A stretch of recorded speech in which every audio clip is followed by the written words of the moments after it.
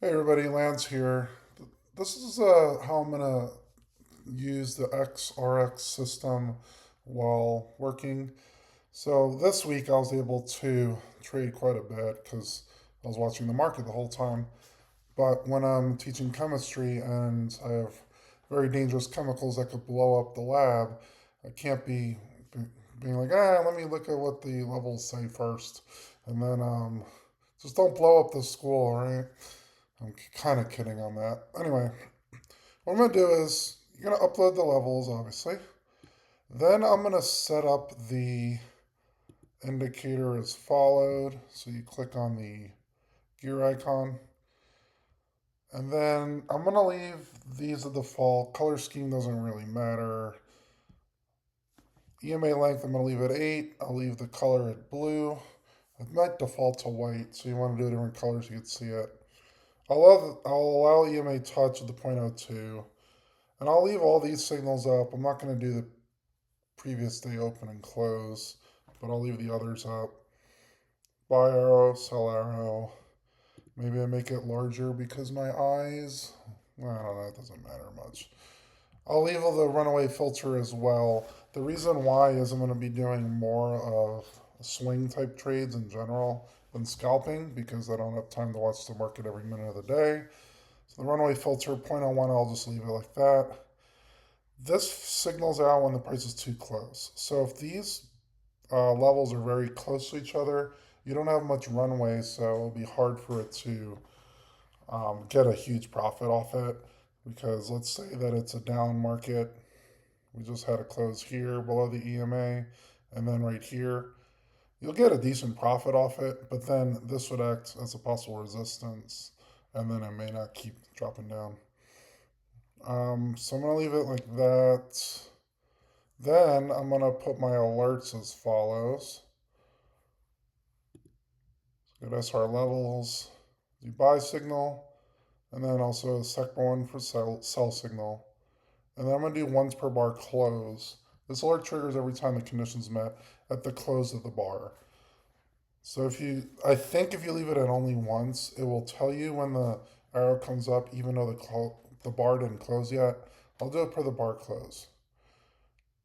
So that's how I'm going to set up everything. Then what I'm looking for is if I hear the ding and the notification that a buy or a sell signal came up, at that point, we're going to be, in this case, above the blue line, above the ADMA.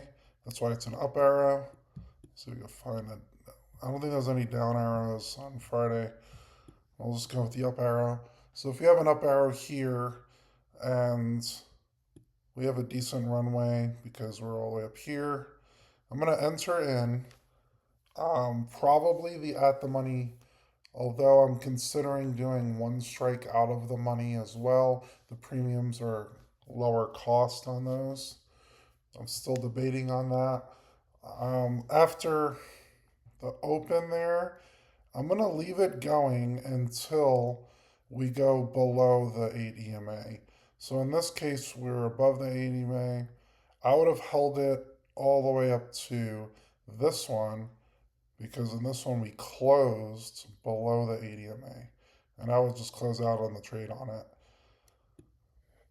Some of them will be some losses, obviously. Some of them could hit the next level. This one right here, I would have entered close here. Might have been a slight profit on that. And then the last one, we moved up quite a bit, but I wouldn't have taken it. So let me look at a few different days to show what I would do. We'll go to the Wednesday one. Just as a reminder how to do it, you copy and go to settings, paste. You gotta look for the Wednesday ones. So 29, 26th, yep. We may not see the arrows anymore. I think this is a previous day. But essentially, if above 80 UMA, right here we went above the 80 UMA. probably had the runaway threshold, probably see an arrow here. I would have stayed in it here because the candle didn't close. I would have been able to hit all this. And then this candle here, we went below the ADMA. I would have closed it out there at a really good profit. Trying to see any down ones. There weren't many down ones.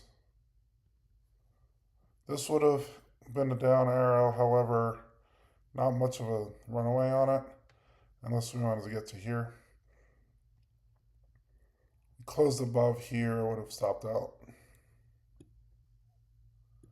Yeah, I'm going to do this when I can. Obviously, I'm not going to take every trade.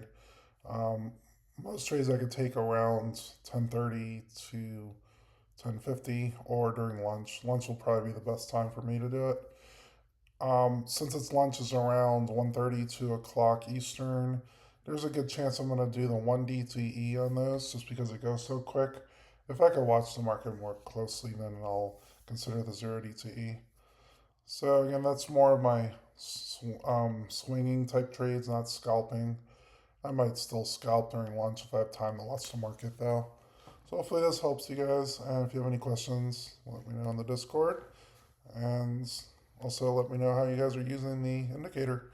Have a good rest of the weekend.